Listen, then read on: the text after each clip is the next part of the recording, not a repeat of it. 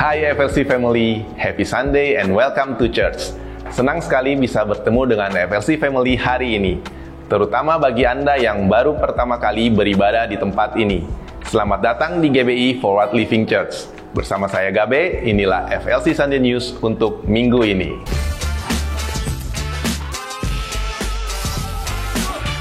Bagi FLC Family yang mau memberi diri untuk dibaptis, baptisan selam akan diadakan pada hari Sabtu tanggal 5 Juli. Untuk informasi dan pendaftaran, dapat melalui link tree yang ada di bio Instagram FLC atau terhubung dengan volunteers yang melayani di area home lounge. Jika FLC Family membutuhkan dukungan doa, tim FLC Prayer dengan senang hati akan membantu dan mendukung Anda melalui doa, atau Anda dapat mengisi form doa yang tersedia di area home lounge. FLC Sunday Service setiap minggunya, FLC Family dapat lihat kembali di YouTube channel Forward Living Church. Untuk mendapatkan informasi tentang kegiatan dan pelayanan gereja, FLC Family dapat mengunjungi home lounge, menghubungi WhatsApp FLC Office di 0816 633 633 atau dapat terhubung melalui Instagram FLC. Saat ini, kita mau bersama-sama merayakan FLC Family yang berulang tahun dan juga merayakan ulang tahun pernikahan di sepanjang minggu ini.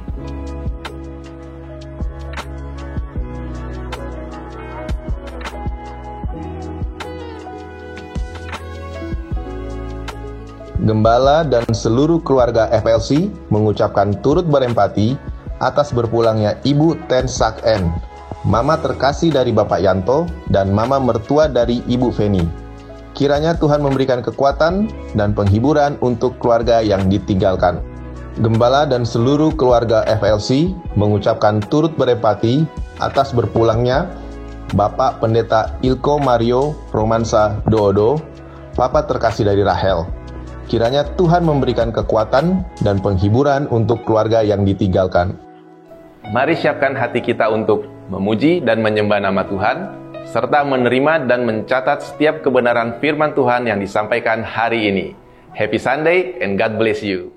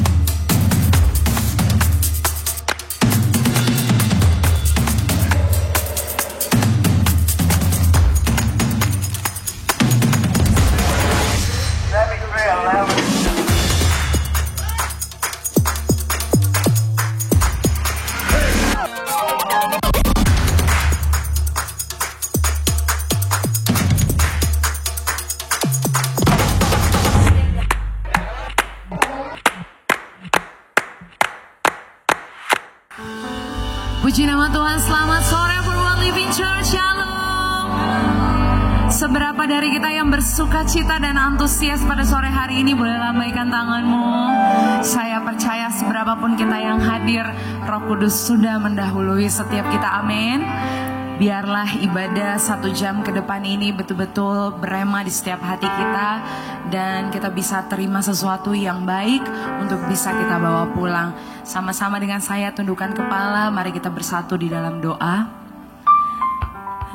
Bapa yang baik, kami bersyukur buat segala sesuatu yang luar biasa yang boleh kami alami, yang boleh kami terima, yang boleh kami lewati. Engkau Tuhan yang selalu ada bersama-sama dengan kami dalam segala kondisi dan situasi Tuhan. Bersyukur untuk 1 minggu yang boleh kami lewati bersama dengan Engkau. Biarlah Tuhan ada sesuatu yang kami bisa ambil, ada sesuatu yang kami bisa pelajari. Dan biarlah Tuhan 1 minggu yang boleh kami lewati Tuhan, biarlah itu kami mau ambil apapun hikmat yang boleh Tuhan Tuhan taruh di kehidupan kami untuk terus kami bertumbuh di dalam Engkau Tuhan.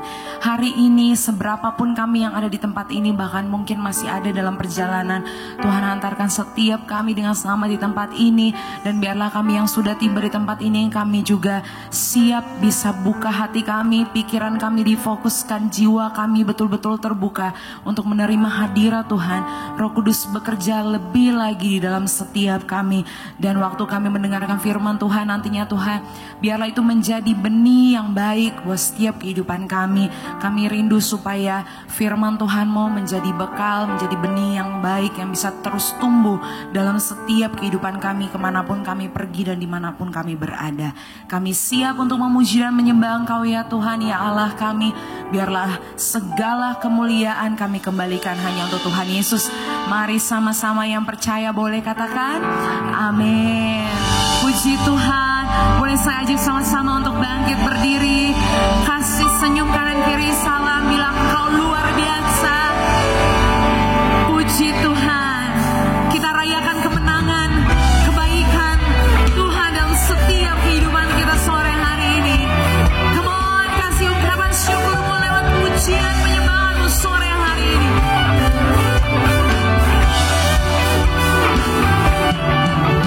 I was buried beneath my strength. Who could carry that kind of weight? It was my turn till I met you, and I was breathing but not alive. All my failures I tried to hide.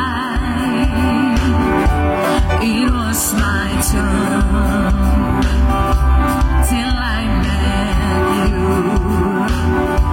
You called my name and I ran out that way, out of the darkness into your glorious day. You called my name, you called my name, and I ran out that way, out of the darkness into your glorious day. Now your mercy has saved my soul. Let's sing it out together. Now your freedom is all that I know. Till I met you, Jesus, when I met you, say, when you call my name, and I ran out that way, out of the darkness into your glorious day. You call my name, and I ran out that way, out of the darkness into your glorious day.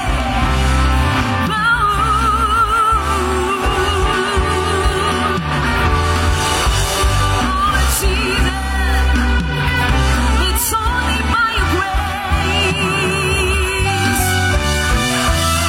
Let's sing the praise. I needed rescue, my sin was heavy, but chains break at the weight of your glory.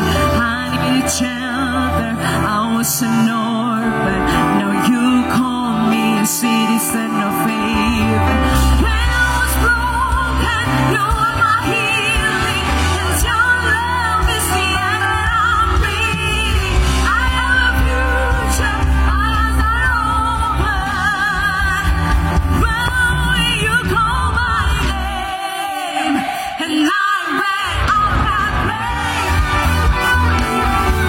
out of the darkness into your glorious day.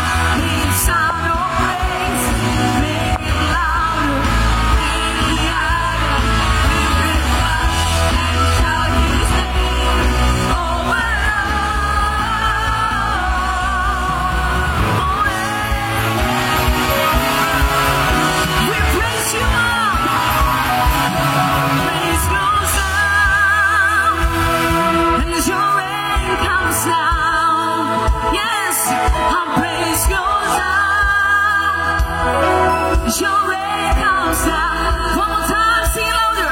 Our praise goes out. Your rain comes down. Our praise goes out. Your rain comes down. We shout our praise, we celebrate. King of glory entering. You are riding on our road. Turning up, we shout our praise. Make it louder than any other. Lift him up and shout his name over all. Turn it up, we shout our praise. Make it louder than any other. Lift him up and shout his name over all.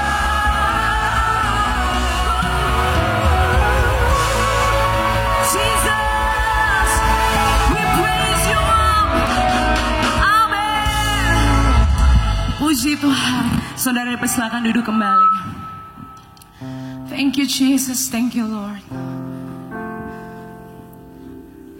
Thank you Jesus.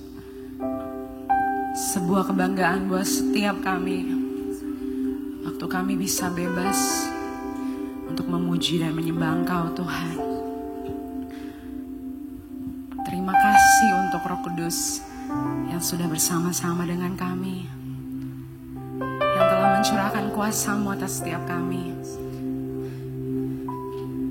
Waktu pujian kami naik Tuhan, hujan kuasa-Mu turun atas setiap kami, dan kami terima dengan iman Tuhan.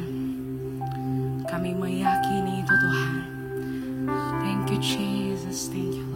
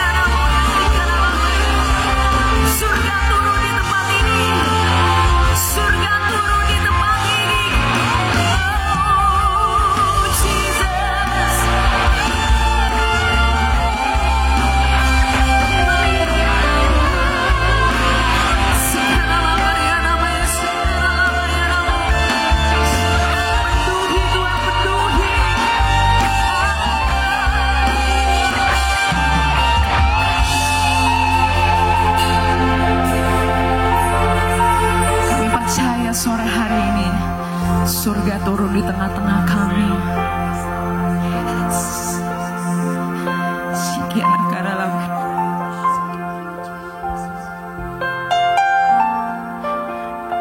Kudus jamah setiap bersyukur, bersyukur.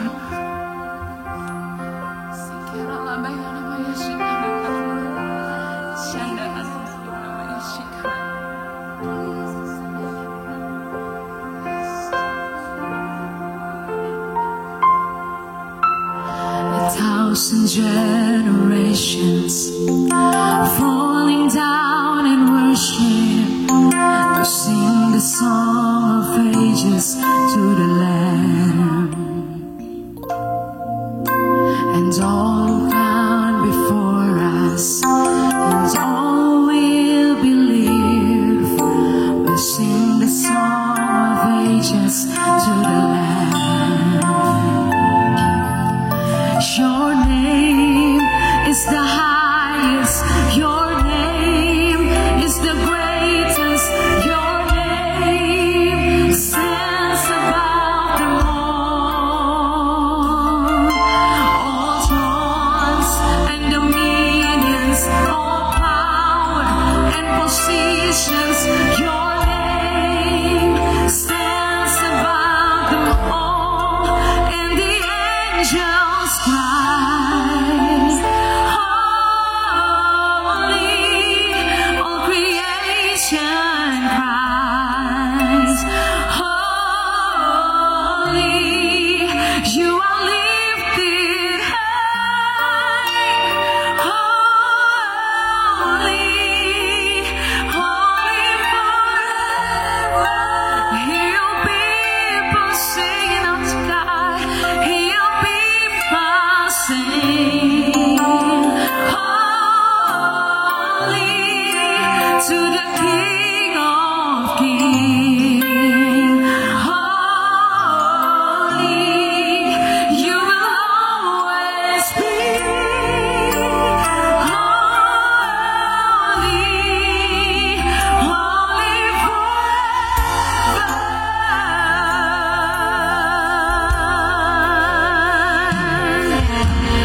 If you've been forgiven, if you've been redeemed, sing the song forever to the Lamb. And if you walk in freedom, if you bear His name, sing the song forever to the Lamb. Oh, we'll sing the song forever and amen, and the angels cry, holy, all creation cries, holy, you are lifted high, you are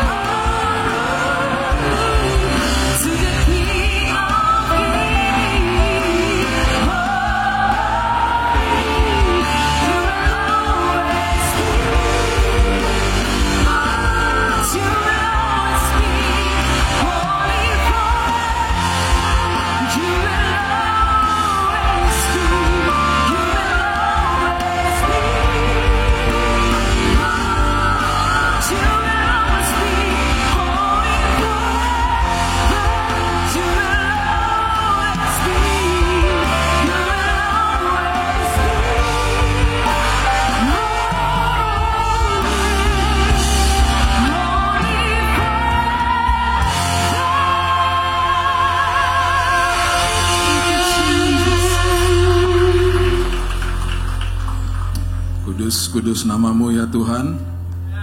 Dan sampai kapanpun Tuhan, semua lutut pasti bertelut dan mengaku bahwa Tuhan Engkau adalah Raja atas segala raja, sumber atas segala sumber, nama atas segala nama. Itu sebabnya hari ini Tuhan, hati kami penuh dengan sukacita, karena kami menyembah Allah yang hidup, bahkan firman-Mu yang hidup itu tinggal di dalam kami. Terima kasih Bapa yang baik, kami sambut firman kebenaran, hanya di dalam nama Yesus kami berdoa.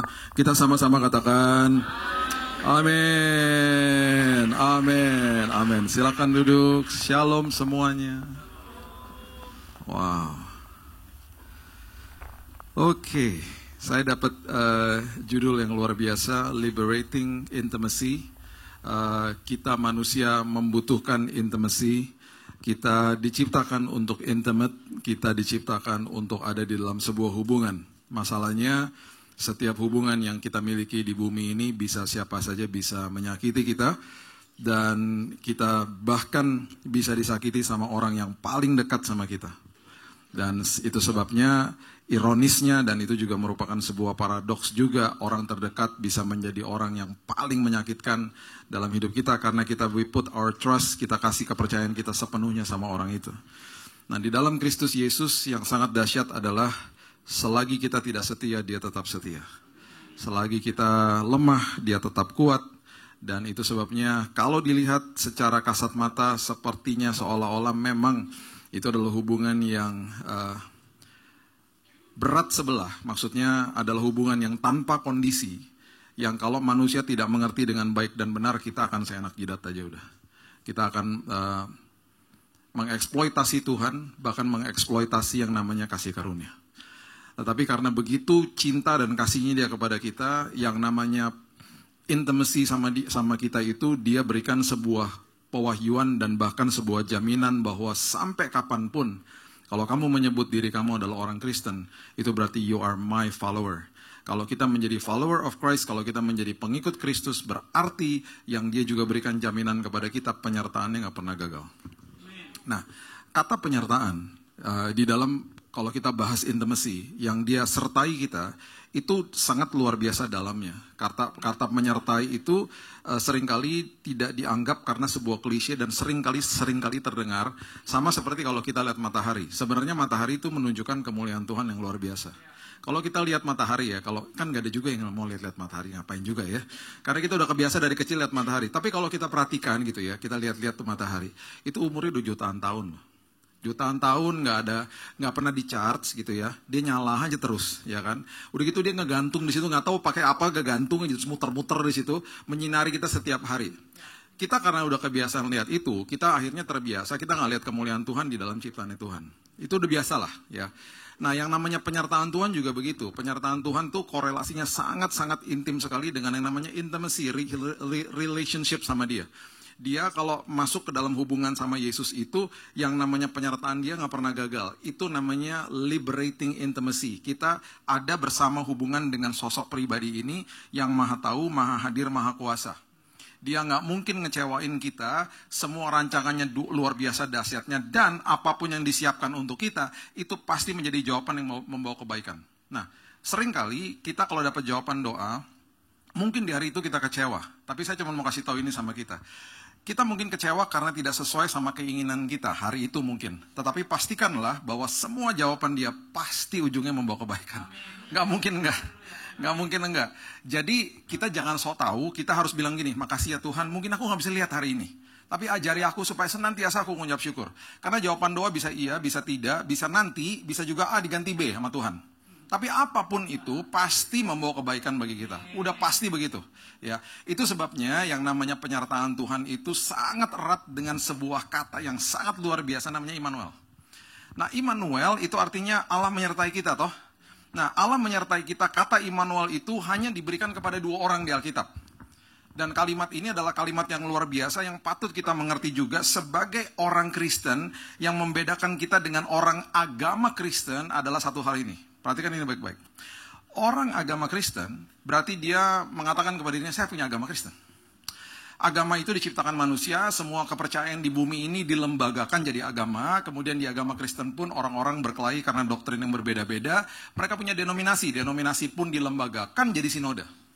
Di dalam sinode ada ribuan tata ibadah karena ada ribuan sinode, ya kan? Ribuan tata ibadah ini hormati aja. Ya, perbedaannya macam-macam di dalam agama Kristen sendiri, gitu loh. Nah, itu sebabnya orang yang agama Kristen, ya, belum tentu dia menjadi pengikut Kristus. Karena pengikut Kristus itu adalah orang Kristen. Orang Kristen itu disebut orang Kristen pertama kali di Antioquia itu merupakan kata cibiran. Yang dicibirkan itu adalah murid-murid Yesus. Mereka dipikirnya sekte dari Nazaret. Jadi orang-orang bilang begini, pengikut Yesus loh gitu.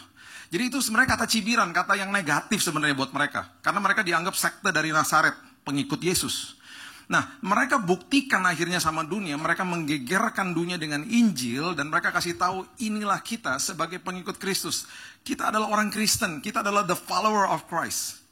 Nah, dengan berjalannya waktu, akhirnya semua kepercayaan ini dilembagakan jadi agama Kristen. Nah, itu sebabnya orang yang beragama, dia selalu mempunyai sosok ilah yang lebih tinggi, yang dia sembah, dengan segala macam aturan-aturannya dia, semua agama begitu, termasuk agama Kristen. Coba kalau kita perhatikan baik-baik di Taman Eden dulu nggak ada worship kayak begini. Nggak ada lah. Nggak ada yang namanya doa puasa, nggak ada. Dia semuanya berkomunal sama Tuhan, ya kan?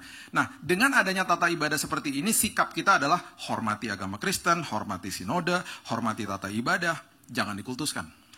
Hamba Tuhan juga gitu, hormati aja, jangan dikultuskan hamba Tuhan. Jangan dikit-dikit, saya harus minta doa sama Pak Pendeta supaya afdol, Pak. Enggak juga. Semua kita punya kuasa yang sama, semua kita punya roh yang membangkitkan Kristus tinggal di dalam kita. Oke? Nah, itu sebabnya orang yang agamawi, dia akan selalu kejar jawaban doa. Karena dia akan berdoa, dia akan pakai upayanya, bahkan dia punya formula kadang-kadang. Makanya banyak orang ngomong gini, saya udah doa loh Pak, saya udah puasa, kok Tuhan nggak jawab? Formula toh, itu agamawi banget orang kalau ngomong begitu. Nah, karena yang dia kejar jawaban doanya. Nah, orang Kristen beda, dia akan ngomong begini. Saya udah doa sih Pak, saya udah puasa bahkan. Tapi selagi saya nunggu jawaban doa, saya sangat menikmati penyertaan Tuhan. Oh, beda banget langsung. Orang yang seperti begitu, dia akan kejar penyertaan Tuhan. Karena di dalam penyertaan Tuhan, selagi menunggu jawaban doa, ada liberating intimacy.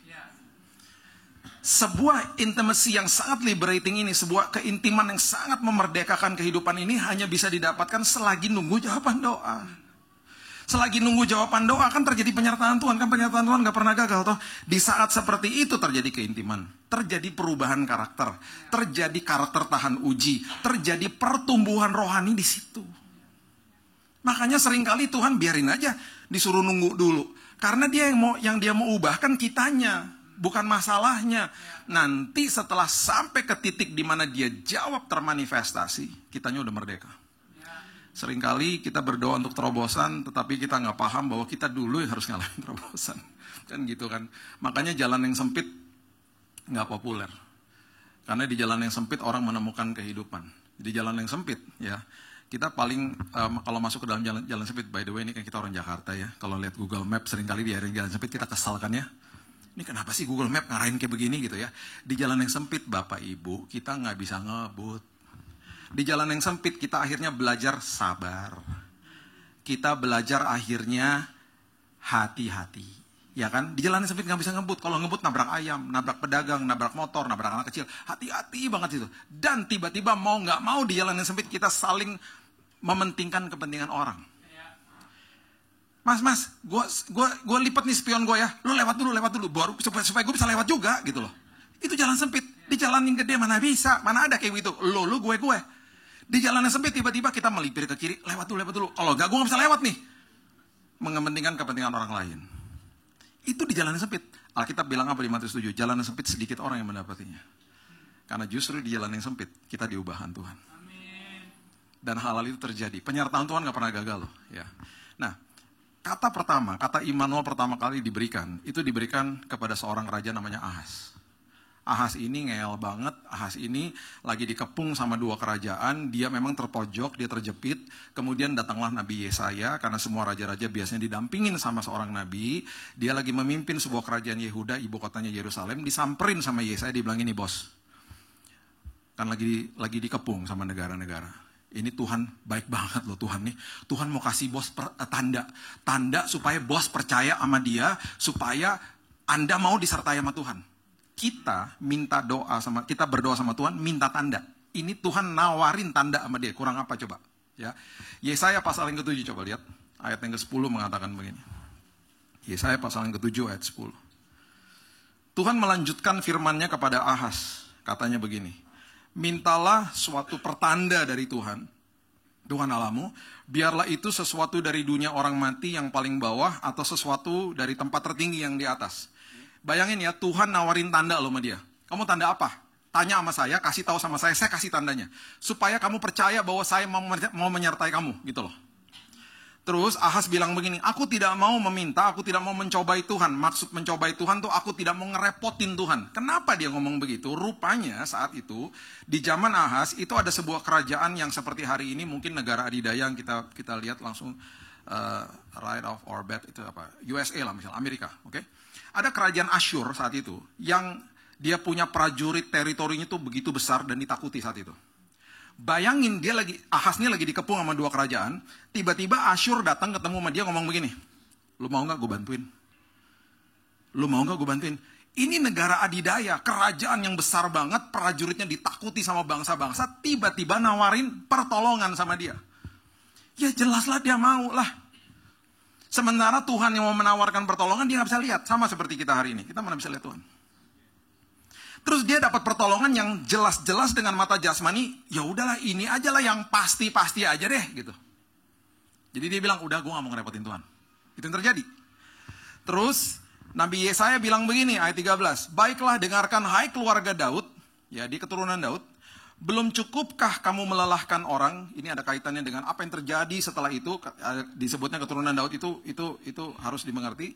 Belum cukupkah kamu melelahkan orang sehingga kamu melelahkan Allahku juga? Melelahkan orang maksudnya, kalau kamu mengambil keputusan di luar rancangan Tuhan, kamu akan ngerepotin orang dekat kamu. Bapak Ibu tahu apa yang terjadi? Dia akhirnya minta bantuan Asyur. Dan there's nothing free, ya. Raja Asyur akhirnya meminta kepada dia upeti, dia dijajah secara ekonomi, perkakas bait Allah dijual sama dia, bahkan bait Allah sempat ditutup, karena dijual semuanya untuk bayar upetinya Raja Asyur. Setelah dia selesai hidup, anaknya namanya Hizkia dikepung sama 185.000 tentara Asyur, karena tentara Asyur sekarang mau ambil teritorinya Yehuda. Karena dia keturunan Daud, puji Tuhan, di masa yang lalu, Tuhan sudah pernah membuat perjanjian kudus sama Daud. Ketika Daud mau buat bait Allah. Dia ngomong sama advisernya Nabi Nathan. Nathan ngomong sama Tuhan, Nathan balik, gak usah bos. Katanya Tuhan, nanti biar anakmu aja yang bangun bait Allah. Siapa namanya? Salomo. Tapi gara-gara dia yang mau bangun bait Allah, tiba-tiba Tuhan bilang begini, tapi karena inisiatif datang dari kamu, keluargamu, kerajaan, dan keturunanmu akan aku kokohkan sampai selama-lamanya. Itu perjanjian kudus, the holy covenant sama Daud. Nah, gara-gara itu, akhirnya malaikat Tuhan dikirim sama Tuhan, hari itu menumpas 185.000 tentara Asyur. Dan Alkitab katakan, aku lakukan ini demi namaku, dan karena moyangmu, Daud. Itu kejadian 300 tahun Daud udah gak ada. Sampai hari ini siapa bangsa keturunan Raja Daud? Bangsa Israel toh. Kerajaan dan keturunanmu akan aku kokohkan sampai selama-lamanya. Mau diapain aja bangsa ini? Saya selalu bilang begini, lo orang gak baca tuh perjanjian kudus. Mau dia apain tuh negara, mau dikepung diapain, makanya lu lihat aja Yom Kippur dan lain-lain. Lu lihat aja, lu gabungin sama perjanjian kudus ini. Nggak akan kenapa-kenapa itu. Karena ada perjanjian kudus itu, maksudnya gitu loh. Itu bonus sih, saya nggak khotbah itu ya. Oke. Itu yang terjadi, makanya saya bilang kenapa ditulis keturunan Daud. Udah gitu, setelah itu terjadi, Yesaya bilang begini, kamu juga akan merepotkan Tuhan nantinya gitu loh. Merepotkan Tuhan tuh bukannya berarti Tuhan direpotkan, bukan. Kalau kita ujung-ujungnya mentok, ujung-ujungnya juga kita balik lagi ke Tuhan. Maksudnya gini loh, kalau ada sebuah peringatan, jangan tunda ketaatan. Saya tadi datang dari Gandaria, mau ke sini kan U-turn di sini. Saya mau U-turn di depan bisa nggak? Bisa lah. Terus aja ke sana, masuk underpass, U-turnnya di depan sana. Bisa nggak? Bisa aja. Cuman kan rugi waktu sayanya. Jadi kalau udah tahu kebenaran, sadar dan bertobat. Kalau lihat ada U-turn aja. Jangan U-turnnya di depan. Sama-sama U-turn. Cuman kan rugi waktu gitu loh. Kalau ada U-turn, ya U-turn aja segera. Sadar dan bertobat. Jangan cuma sadar aja. PIM 3 di situ ya. Sadar kan? Depan aja. Yang bego ya saya lah. Ngapain lu terusin lagi ke sana buang waktu, bener nggak? Gitu maksudnya, ya kan? Nah, itu yang dia maksudkan. Nah, terus kemudian dia ngomong begini. Ya, ayat 14. Ini dahsyat banget. Sebab itu Tuhan sendirilah yang akan memberikan kepadamu suatu pertanda. Tadi mau dikasih tanda nggak mau. Sekarang Tuhan akan kasih tanda anyway. Gila gak? Ini kurang apa lagi? Kamu nggak mau tanda? Yo, I will give it anyway, katanya. Orang India kalau ngomong, I will give it anyway. Sesungguhnya seorang perempuan muda mengandung dan akan melahirkan seorang anak laki-laki. Kalau saya bisa tambahkan 700 tahun lagi dari sekarang. Dan dia akan menamakan dia Immanuel, Allah beserta denganmu. Kata Immanuel, pewahyuan pertama sebuah nubuatan tentang kehadiran Yesus diberikan kepada dia. Kurang hormat apa lagi nih? Ini kehormatan yang luar biasa diberikan kepada Ahaz. Dia bilang gini, bos. Tuhan yang mau menolong Anda adalah Tuhan yang firman itu akan jadi manusia. Dia akan membantu semua manusia untuk masuk ke dalam sebuah aspek hidup yang luar biasa, namanya sebuah penebusan dosa. Dia akan menolong semua dunia, semua manusia untuk terima keselamatan. Tuhan seperti itu yang mau menolong Anda. Namanya disebut Immanuel, Allah menyertai engkau. 700 tahun lagi dia akan menjelma jadi manusia. Ditolak sama dia. Enggak, gue gak mau. Dan betul, 700 tahun kemudian kalimat yang sama. Nama Immanuel ini diberikan kepada seorang pria namanya Yusuf. Matius pasal yang pertama, ayat yang ke-20 ngomong begini. Matius pasal yang pertama, ayat yang ke-20. Tetapi ketika ia mempertimbangkan maksud itu, malaikat Tuhan nampak kepadanya dalam mimpi dan berkata, Yusuf anak Daud, keturunan Daud, sama-sama keturunan Daud. Janganlah engkau takut mengambil Maria sebagai istrimu, sebab anak yang ada di dalam kandungannya adalah dari Roh Kudus. Ia akan melahirkan anak laki-laki dan engkau akan menamakan dia Yesus, karena dialah yang akan menyelamatkan umatnya dari dosa mereka. Ini kayak ibadah Natal ya, tiba-tiba. Siap-siap abis ini kita nyalakan lilin ya. Hal itu terjadi, ya kan, ayat 22, supaya genaplah yang difirmankan Tuhan oleh Nabi, kalau saya bisa tambahkan 700 tahun sebelum ini. Nabi siapa? Nabi Yesaya. Sesungguhnya anak darah akan mengandung melahirkan seorang anak laki-laki dan mereka akan menamakan dia Immanuel. Kali ini diperjelas artinya Allah menyertai kita. Bapak Ibu, Maria itu ketika diberikan pewahyuan ini, malaikatnya masuk rumah. Malaikatnya hadir secara fisik. Lebih gampang dong kalau percaya. Kan gue lihat secara fisik. Kalau ini penampakan di mimpi. Malaikat itu datang ke Maria secara fisik, kemudian Maria masih ada waktu untuk merenungkan di rumahnya Elizabeth. Kalau ini nggak, mimpi. Terus semua apapun dampak yang terjadi sama dia hari itu, sama kita dengan kultur hari ini sama aja. Contoh, misalnya gini, kita punya teman yang udah tunangan. Terus tiba-tiba kita ngomong sama cowoknya, bro, tunangan lu hamil ya? Gede lu perutnya. Kan lu masih tunangan. Terus tiba-tiba dia ngomongnya nyantai lagi. Iya, tapi bukan dari gua. Bukan dari lo.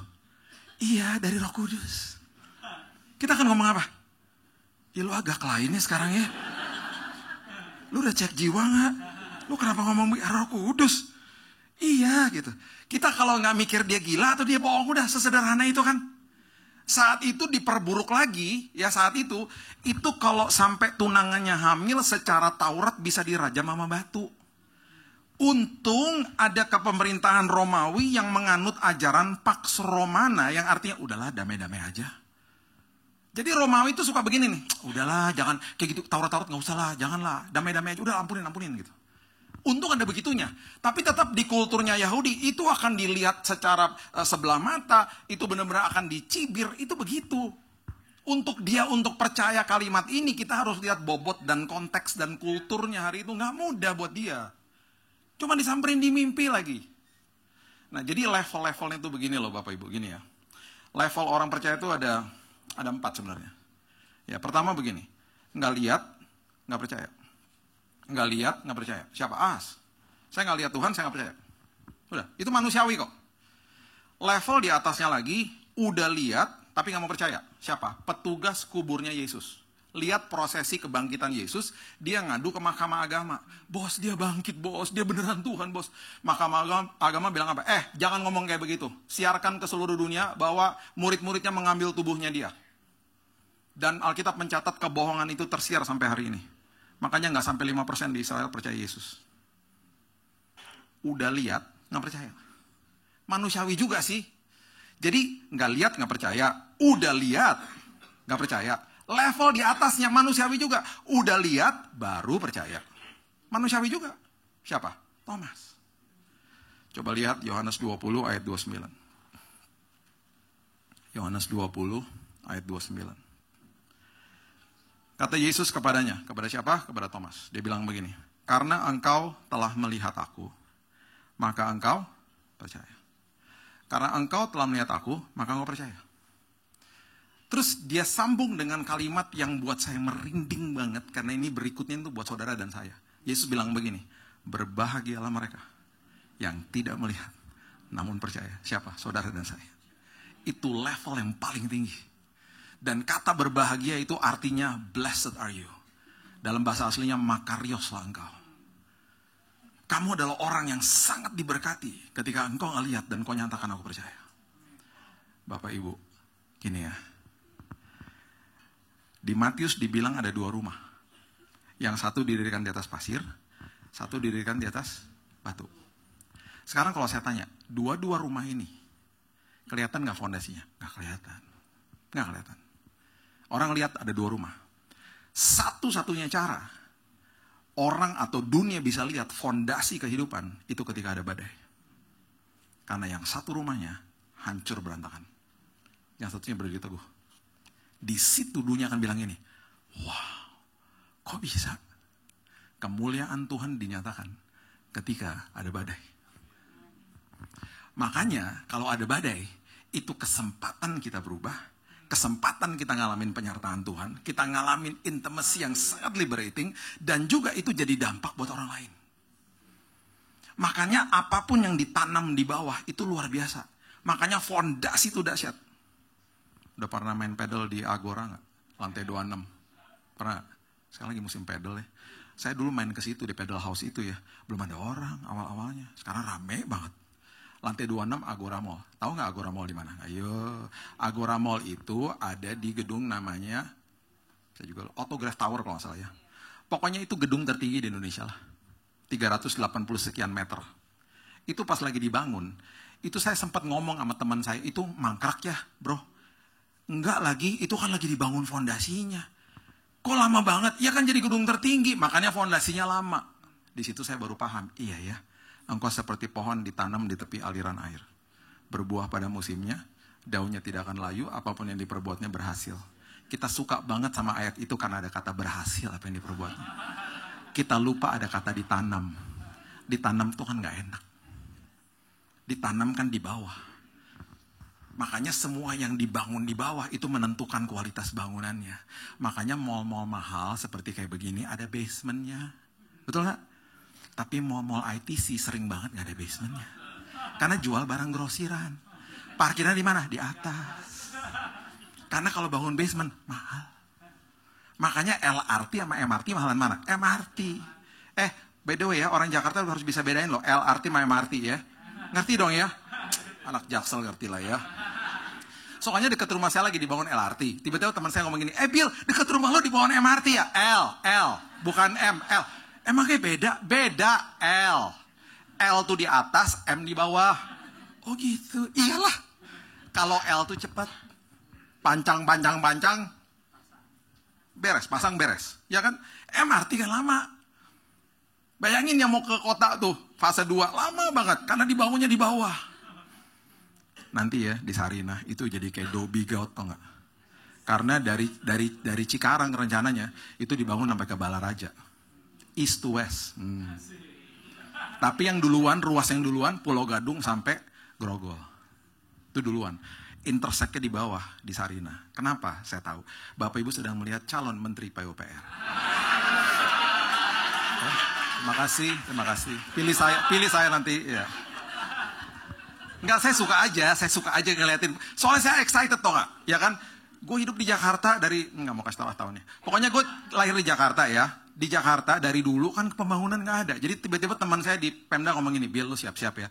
30 tahun ke depan pembangunan nggak akan pernah stop di Jakarta. Ngejar ketinggalan yang dulu. MRT, LRT akan terus dibangun. Asik. Tapi growing pains jadinya. Karena kita jadi ikutan macet. Tapi udahlah, mau gimana? Tapi kan jadi keren kan Jakarta kan. Oke. Itu level paling tinggi ya. Sekarang saya mau kasih tahu begini. Thomas. Ini Thomas ya. Kita ngomong Thomas kan. Thomas itu kan salah satu murid Yesus yang menggegerkan dunia dengan Injil. Thomas nih akhirnya pergi ke India. Oke, dia pergi ke India, dia mati di situ. Ditusuk perutnya di situ. Banyaklah Simon orang Zelot pergi ke Eropa, Matius ke Afrika dan lain sebagainya. Thomas ke India. Waktu Thomas ke India, sekarang sampai hari ini kuburnya itu ada di daerah namanya Milapor. Milapor tuh kayak kebayorannya gitu ya. Di bagian kota namanya Madras zaman dulu, hari ini namanya Chennai. Oke. Di tahun 1930-an tiba-tiba ada seorang suami istri datang ke Indonesia. Suami istri ini datang ke Indonesia, kerja sebagai ekspatriat di pabrik rokok BAT di Pasuruan. Mereka kerja di situ, kemudian mereka punya anak, mereka traveling ke Cirebon, ke Semarang. Akhirnya mereka nggak sejahtera lah, karena mereka orang Kristen. Mereka nggak sejahtera, kerja di pabrik rokok, mereka mengeluarkan diri, mereka menetap di Batu Malang, akhirnya mereka membuat gereja di sana. Mereka adalah opa oma saya. Makanya saya setengahnya India. Oke. Nah, waktu mereka akhirnya punya anak di sana, anak-anaknya lahir di situ, akhirnya mereka meninggal. Saya nggak pernah ketemu sama mereka. Mereka pahlawan iman bagi saya. Nah, waktu sebelum mereka meninggal, mereka kasih tahu sama 8 orang anaknya. Ayo, gereja yang papa mama dirikan terusin ya, gitu. Mereka dirikan gereja itu tahun 39. 1939 GPDI Elohim sampai hari ini. Dulu namanya Penkersterk, zaman dulu itu kan bahasa Belanda kan. Jadi itu gereja diteruskan, kemudian mereka meninggal, anaknya 8 yatim piatu, miskin banget. Terus tiba-tiba dari 8 ini yang anak tengahnya seorang pria, dia bilang begini sama kakak adiknya, udah saya ke Jakarta aja mengadu nasib. Doakan saya kalau saya berhasil, saya bisa bawa kamu ke Jakarta. Tahun 50-an akhir 60 dia pindah Jakarta, puji Tuhan dia kerja bisnis kopi.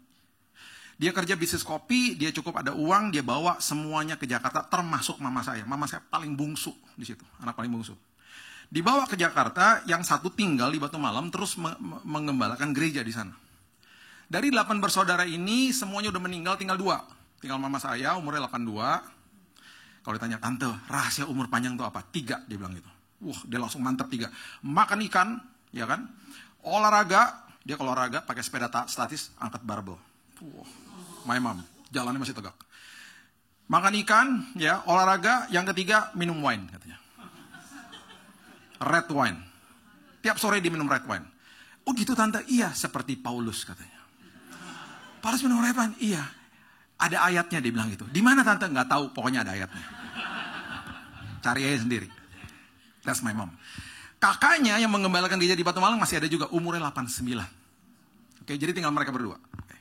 Nah, waktu mereka pindah Jakarta, dia berjemaat di gereja GPDI Ketapang. Dengan almarhum Pak Hani Mande, zaman dulu. Dia nyanyi di choir, my mom ya, nyanyi di paduan suara. Papa saya datang dari Tomohon nih, orang Manado asli. Putih kulitnya, ya kan? Yang mama kulitnya gelap. Dia datang dari Manado, dia nyanyi di paduan suara juga. Oh, kepincut dong di situ. Lihat-lihatan, cantik juga ya. Yang mama saya juga ngeliatin cowok itu, ganteng juga gitu. Terus saya tanya, emang pertama kali ya, kan dulu nggak ada WhatsApp-WhatsAppan. Pakai apaan? Papa suka kasih surat cinta, kata gitu. Kalau pulang gereja, jadi jadiannya kayaknya begitu. Singkat cerita, akhirnya mereka menikah, jadilah saya, gitu kan. Nah, terus udah nih, mereka berjalan dengan waktu berjalan, gitu. Tahun 67, mereka berembuk nih keluarga. Karena opa oma saya sebelum meninggal bilang begini, anak-anakku yang dikasihi Tuhan, sebarkan Injil ke Indonesia lewat literatur, katanya. Mereka udah punya visi panjang banget. Mereka nggak tahu akan terjadi dunia digital hari ini kan. Karena bagi mereka kalau pakai literatur itu bisa menjago seluruh Indonesia. Pakai buku, traktat. Zaman dulu tuh traktat dikirim-kirim gitu loh. Ya. Nah, sebarkan pakai literatur, dibilang begitu. Nah, tahun 67 mereka berembuk. Mereka waktu itu tinggal di daerah Menteng situ. Bapak Ibu kalau tahu Metropol, itu dulu namanya Megaria. Itu bioskop paling keren dulu cuma di situ. Di situ mah Jakarta Theater. Gila, gue tua juga ya. Nah, kalau sebelahnya Metropol itu sekarang ada gereja Isa Al-Masih, dulu tuh rumah saya. Jadi saya lahir di situ, besar di situ. Udahlah, pokoknya di situ deh. Nah, udah gitu tahun 67 mereka berembuk di situ, mereka tinggal di flat di Megaria situ. Udah gitu mereka berembuk, mereka bilang, "Yuk kita buat yayasan." Namanya apa? Immanuel aja. Karena artinya Allah menyertai kita. Tuhan tuh nyertai kita banget. Mereka bilang begitu. Terbentuklah toko buku Immanuel akhirnya. terbentuklah yang namanya buku yang kalau Bapak Ibu baru tahu ya. Bapak Ibu kalau baca buku belakangnya ada tulisan Immanuel, itu keluaran kami. Terus kami punya sekolah juga di Batu Malang, dari TK sampai SMA. Udah gitu ada juga satu departemen bantu-bantu hamba Tuhan di seluruh Indonesia. Udah, mereka buat tuh ya. Nah, saya masih ingat tuh, tokonya kecil banget di Megaria zaman dulu. Toko Immanuel. Terus mereka mulai cetakin buku, mereka kirim ke daerah. Dibantu sama usaha kopinya.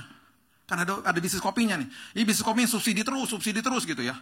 Satu hari kita berdoa di rumah nih, saya masih kecil banget, saya nggak pernah lupa. Kalau berdoa tuh gini, Papa berdoa gini, Tuhan berkati kami supaya kami bisa cetak buku dengan lebih banyak lagi. Ngomongnya begitu, kalau lagi doa malam. Tiba-tiba satu hari, kantor kopinya kan di rumah kita juga. Tiba-tiba tahun 71 mereka dapat telex.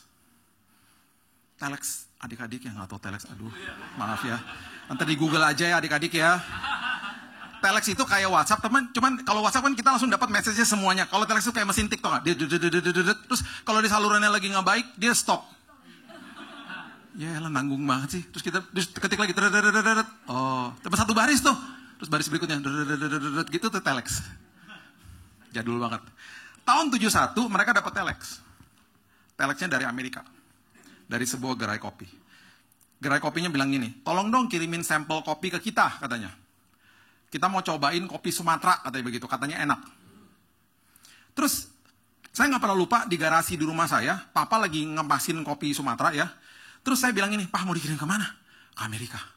Di mana tuh Pak Amerika? Nggak tahu jauh, katanya gitu. Itu tahun 71. Oke. Udah saya nggak ngikutin lagi ceritanya. Udah saya nggak ngikutin, tiba-tiba setelah berapa bulan setelah itu, masih di tahun yang sama, saya ngelihat ada truk besar banget di depan rumah. Ditutup terpal. Mah itu mau kemana? Karena semua pada ke situ, di depannya truk pada ngumpul, semuanya pada berdoa. Kakak-kakaknya mama saya semuanya berdoa di truknya gitu. Itu apaan mah truknya? Itu isinya buku katanya gitu. Sama traktat mau dikirim ke daerah-daerah. Lah katanya nggak ada duit. Nah kamu nggak ngikutin sih katanya. Kamu tahu nggak kemarin yang Papa kirim kopi itu, gerai kopinya minta ulang, kita dapat dolar. Dikirimin dolar. Dolarnya kita konversi ke rupiah, kita cetak buku. Puji Tuhan, Tuhan baik. Oke, nah, yang luar biasa banget ya, setelah mereka terus tuh usaha sama kita, partneran sama kita. Hari ini gerai kopi itu namanya Starbucks. Jadi kalau Bapak Ibu pergi ke Starbucks, pasti, nggak mungkin nggak, kalau kecuali habis. Bapak Ibu akan lihat ada whole beans kopi Sumatera, 250 gram. Itu pertama kali sampel yang ngirim itu papa saya. Kalau Bapak Ibu pernah ke Seattle juga, di situ ada toko Starbucks yang pertama di Jalan Pike Place. Logonya masih coklat karena mereka preserve logo yang lama, kan itu toko pertama. Di situ orang pada ngantri semuanya untuk masuk ke dalam tokonya untuk selfie. Terus di memorabilia-nya di cup-cupnya tulisan The First Starbucks Store. Ada tulisannya gitu. Kecil tokonya. Saya berkali-kali ke sana ketemu sama GM-nya karena saya kok suka ngopi bareng sama dia. Saya jadi suka kopi gara-gara keluarga saya bisnis kopi kan. Jadi saya kalau ngumpul di situ, kalau hangout sama mereka di situ, mereka suka bilang, sayangnya Bill, itu telexnya hilang. Kalau telexnya ada tuh kita mau pajang di musimnya Starbucks. Bilang, ya iyalah, gue mana gue simpan, gue gak tahu lu jadi gede, gue tahu. Udah gitu kita juga gak ada bisnis kopi lagi, gitu. Bisnis kopi ditutup, dikasih ke teman-teman di grup besar lain lah. Akhirnya kita pada fokus ke pelayanan. Poin saya begini lah. Tahun 71, HP kagak ada, gak ada internet, WhatsApp juga gak ada, email gak ada. Kok Tuhan bisa pertemukan dengan gerai kopi itu? Saya cuma mau kasih tahu begini. Penyertaan Tuhan dalam hidup manusia tidak pernah gagal. Gak pernah gagal. Kalau Tuhan bisa pertemukan dengan gerai kopi yang kecil di nun jauh di sana, tanpa teknologi yang mendukung, apalagi sekarang. Gak ada yang bisa membatasi Tuhan. Makanya intimacy sama Tuhan tuh begitu liberating, karena apapun yang dia lakukan pasti bawa kebaikan buat kita. Manusia bisa ngecewain, dia gak pernah ngecewain. Dan tangan yang perkasa tuh gak pernah ngelepasin kita. Bayangin loh, di musim-musim hidup kita ya. Kita masih bayi, kita pasti pegang tangan jari orang tua kita. Kita masuk ke balita, kita pegang mainan. Musim berubah, apa yang kita pegang beda-beda. Kita masuk ke jenjang remaja, kita mungkin pegang HP. Jenjang pemuda, pegang tangan pacar. Masuk ke kuliah, pegang ijazah. Masuk sebagai eksekutif muda, pegang tangga karir. Masuk sebagai seorang yang menikah, pegang tangan pasangan. masuk ke dalam akhirnya sebuah musim pensiun, mungkin kita pegang alat berkebun atau stick golf. Masuk ke dalam dunia yang lebih tua lagi, senioritas, kita mungkin pegang tongkat di situ. Musim berganti, apa yang kita pegang beda-beda. Tapi ada satu tangan yang gak pernah ngelepasin kita. Tangan itu adalah tangan Tuhan. Gak pernah ngelepasin kita. Musim berganti, tangan itu tetap di situ. Dan itu sebabnya penyertaan Tuhan itu adalah sebuah sesuatu yang sangat memerdekakan kita. Allah Immanuel itu gak pernah gagal. Ya, saya tutup sama ini. Tahun lalu, saya ada jadwal khotbah di Pacific Place hari Selasa malam. Nah, hari Selasa malam, hari kerja di Jakarta kita tahu dong ya. Kan pasti kan rush hour. Saya tinggal di pusat tuh di selatan berarti kan. Jadi perjalanan pasti sejam lah.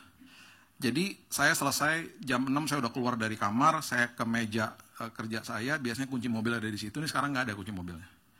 Jadi saya mulai panik. Mobilnya ada, kuncinya nggak ada. Nah, kalau kunci mobil nggak ada, itu biasanya ada di tas istri saya. Karena dia suka lupa ngeluarin dari tas. Masalahnya tas istri nggak ada karena istri juga nggak ada. Dia lagi pergi. Jadi saya panik nih. Aduh, kebawa nih sama dia nih. Saya telepon. Sayang, kamu di mana? Aku lagi meeting. Tunggu dulu. Cari di tas kamu ada kunci mobil nggak? Terjadi mengeningkan cipta bentar. Tiba-tiba ada suara begini. Tuhan Yesus. Aduh, kalau dia ngomong Tuhan Yesus berarti kunci ada di situ. Ya dong. Kalau pasti ngomong Tuhan Yesus, aduh. Berarti kunci di situ udah deh. Udah tenang. Aku kirim pakai Gojek. Nggak bisa lah. Saya nunggu Gojek 15-20 menit lagi udah telat. Ini udah jam 6. I have to go. Nggak bisa lah. Udah nggak usah repot. Saya langsung buka aplikasi Gokar. Di rumah saya, kalau pencet aplikasi Gokar di jam-jam segitu lama, bisa 15 menit gitu nunggunya. Jadi saya udah mikir gini, kalau nih Gokar lama, gue akan batalin, cancel order, gue naik motor aja udah. Ya, karena harus berangkat. Saya pencet Gokar, tiba-tiba tintin di depan rumah. Cepet banget. Seolah-olah Tuhan udah suruh dia di situ gitu ya. Asik banget kan. Langsung masuk mobil, pas masuk mobil, supirnya begini tiba-tiba.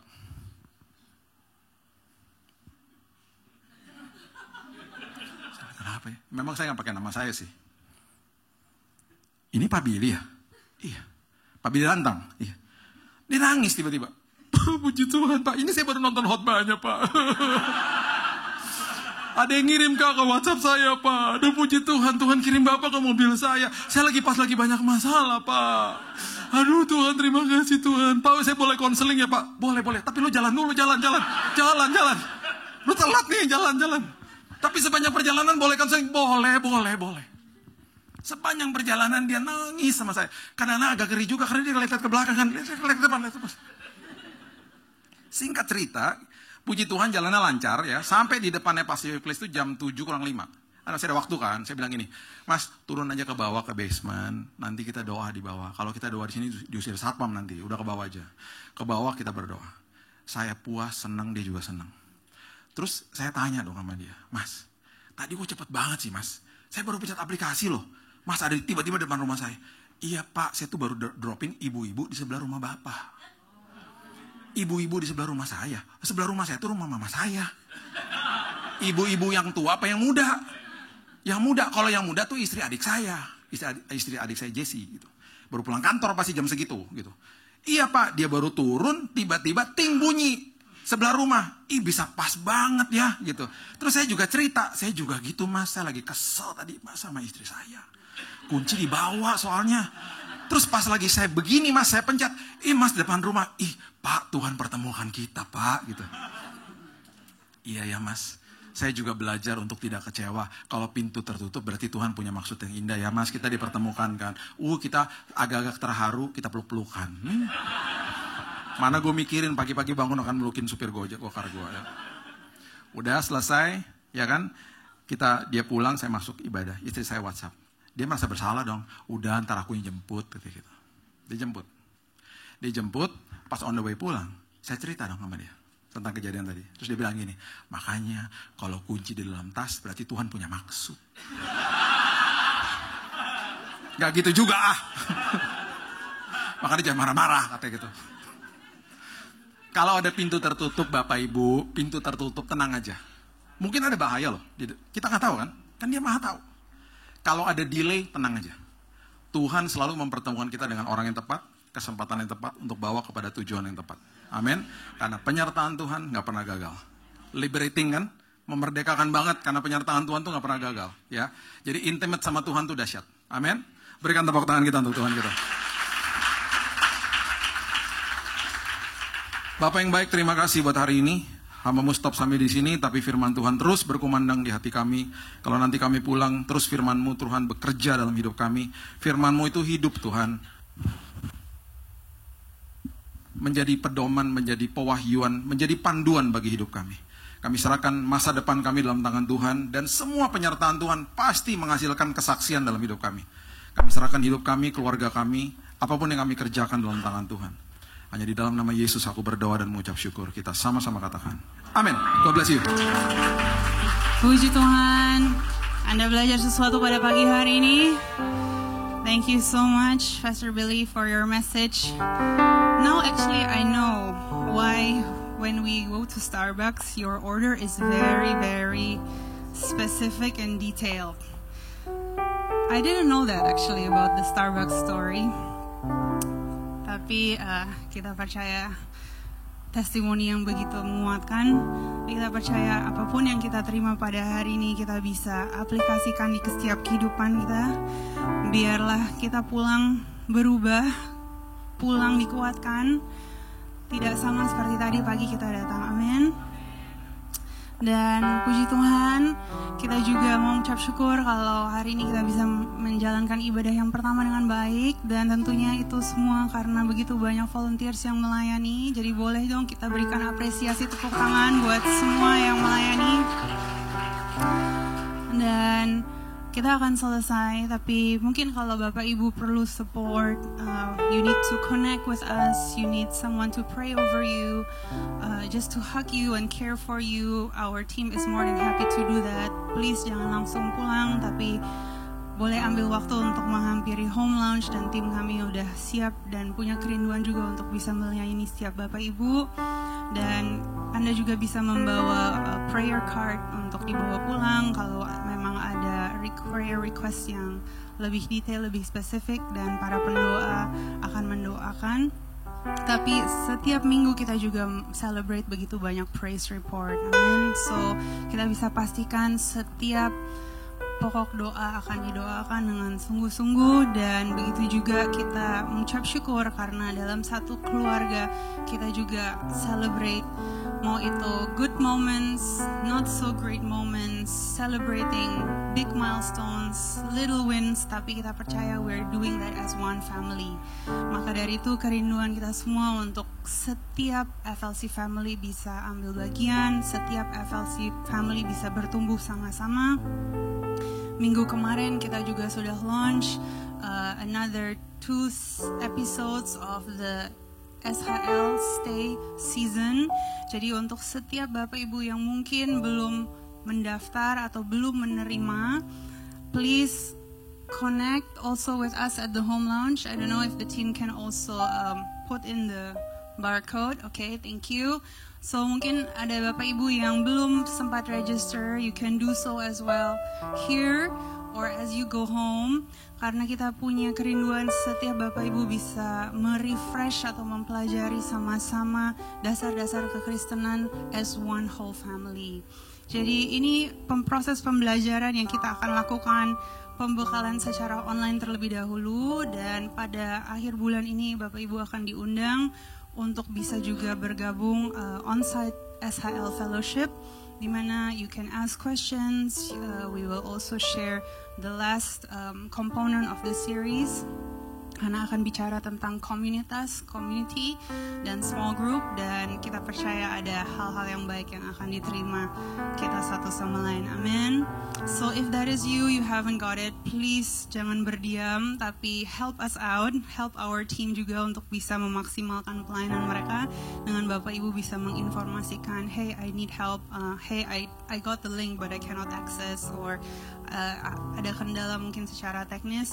Please bantu juga tim kita yang sudah bekerja sangat keras untuk bisa membagikan dan mempersiapkan supaya setiap jemaat FLC bisa mengaksesnya dengan baik.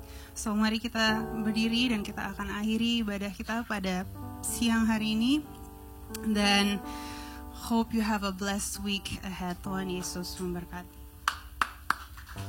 Puji Tuhan. Sekali lagi terima kasih untuk Pastor Billy. Hari ini saya tadi dikasih tahu bahwa abis ini harus berangkat ke gereja yang kakak saya gembalakan di Jakarta Barat. Lalu tadi Pastor Billy katakan sore harus ke gereja bokap papa yang digembalakan. Jadi dari selatan ke barat, barat ke pusat. Jadi hari ini supit semuanya ya. Puji Tuhan. Nggak pernah juga kebayang supitnya semua melayani. Tapi kita punya Immanuel. Jangan nunggu untuk muter balik. Karena nggak ada yang tahu waktu kita sampai kapan. Jadi belajarlah rendah hati dan tetap sopan dengan Tuhan. Karena pada akhirnya Dia yang empunya semuanya. Dia yang empunya semuanya. Jadi saya berdoa Bapak Ibu, apa yang Anda terima dari menit pertama Anda di sini sampai selesai, kasih ruang yang terbaik di kehidupanmu ke depan, seminggu ke depan dan seterusnya. Bahwa harus Kristus yang bertahta. Tanpa Kristus kita nggak bisa berbuat apa-apa. Tapi jika firmanku tinggal di dalam kamu, kamu tinggal dalam firmanku, maka nggak usah terlalu panik. Masalah datang silih berganti, semua ada di sini. Kita punya pergumulan. Tetapi kasih setia Tuhan membawa kita sampai bulan ke-6, bukan karena kebetulan. Jadi makasih banyak Tuhan untuk 5 bulan yang udah lewat, bahkan minggu pertama di Juni ini. Tapi semakin kesini, saya selalu berkata, setiap detik, setiap menit, setiap jam, aku semakin memerlukan Engkau Tuhan. Apapun yang terjadi di luar sana, Tuhan udah tahu lebih dulu. Jadi terima kasih untuk Pastor Bill yang mengingatkan, menguatkan. Apapun pintu yang lagi kita hadapi. Bahkan Alkitab selalu katakan, bahkan Kristus, bahkan Yesus itu digambarkan seperti pintu. Jangan loncat lewat jendela. Karena Yesus adalah pintu. Ketuk, pintu dibukakan. Cari maka engkau mendapatkan. Saya berdoa biar gereja ini, kalau Anda ada baru pertama kali datang di gereja ini, moga-moga Anda punya pengalaman yang baik dan benar di gereja ini. Tapi gereja ini bukan segala-galanya. Karena gereja yang sesungguhnya di luar sana. Kita udah selesai. Dan buat saya, buat kita, gereja yang utama adalah unit yang paling kecil. Itu keluarga. So, jadi suami yang baik, jadi istri yang baik, jadi anak-anak yang benar dan baik. Dan jadikan Tuhan kepala dari semuanya. So, Pastor Billy sekali lagi terima kasih, diberkati Pastor Billy dalam pelayanan sepanjang hari ini. Doa kami semua, lewat pelayanan, lewat kepemimpinan, pertobatan-pertobatan baru terus terjadi. Berikan tepuk tangan buat Tuhan. Angkatlah kedua belah tanganmu, pulanglah dengan bahagia. Terimalah berkat Tuhan. Berkat kasih, rahmat, anugerah, damai sejahteranya Bapa turun melimpah, memenuhi setiap bagian ruangan di kehidupanmu. Dia Immanuel kita, tidak seorang pun ditinggalkan. Dan semuanya dikerjakan di dalam persekutuan yang manis bersama dengan Roh Kudus. Mulai dari siang ini sampai selama-lamanya. Di dalam nama Bapa, Putra dan Roh Kudus, di dalam nama Tuhan Yesus kita yang sudah menerima berkat dan siap hidup kita, waktu kita dipakai menjadi berkat, jadi kesaksian yang hidup dimanapun kita berada. Dengan sukacita yuk siang ini sama-sama semua katakan amin. Berikan tepuk tangan buat Tuhan. Sampai ketemu minggu depan. Tuhan memberkati. Ambil waktu berfellowship, mengucap syukur. Tuhan berkati.